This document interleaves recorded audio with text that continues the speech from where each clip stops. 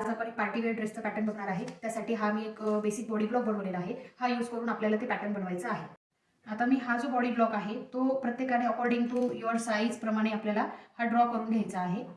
तर मी इथे चेस्टचा 1/4+2 केलेला आहे, वेस्टचा 1/4+2 केलेला आहे आणि ह्या हिशोबाने मी माझा बॉडी ब्लॉक ड्रॉ केलेला आहे.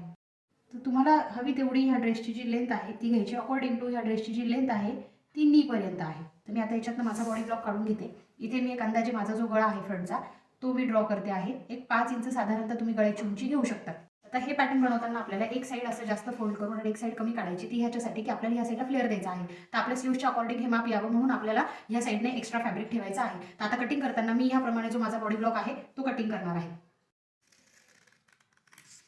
हे जे आहे आपल्याला कटिंग करायचं आहे. फॅब्रिक घेताना तुम्ही याला most probably stretchable fabric use करा. स्ट्रेचेबल फॅब्रिक घेतल्यामुळे जो बॉडीचा शेप आहे, कर्व आहे आणि जो फ्लो आहे तो एक्झॅक्ट एकदम प्रॉपर येईल.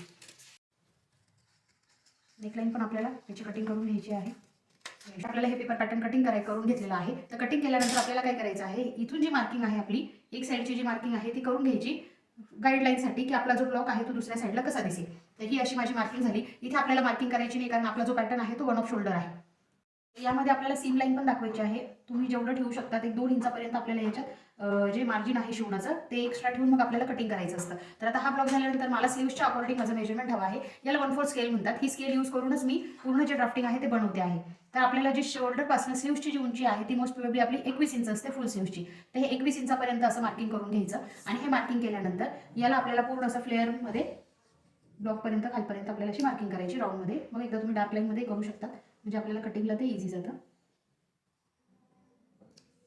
आपल्याला हे जे आहे आपला हा जो गोल्ड कर्व आहे हा आपल्याला कटिंग करून घ्यायचा आहे. 1 ऑफ शोल्डर घेताना तुम्ही असं स्ट्रेट लाईन मध्ये 1 ऑफ शोल्डर घेऊन हा जो एवढा सेक्शन आहे तो आपल्याला कटिंग करून टाकायचा आहे. 1 ऑफ शोल्डरचं कटिंग झाल्यानंतर हे जे आपण सीम लाईन ठेवली होती या सीम लाईन वरनं तुम्हाला दोन्ही साईडला फिटिंग करायची. आणि आता माझा हा पेपर आहे तर जेव्हा तुम्ही स्ट्रेचेबल फॅब्रिकमध्ये बनवाल तेव्हा याचा जो लुक आहे तो फ्लेअर्ड स्लीव्ह सारखा तुम्हाला पॅटर्न बनल्यानंतर याचा लुक येईल. तुम्हाला आमचा व्हिडिओ आवडला असेल तर प्लीज लाईक आणि कमेंट करा.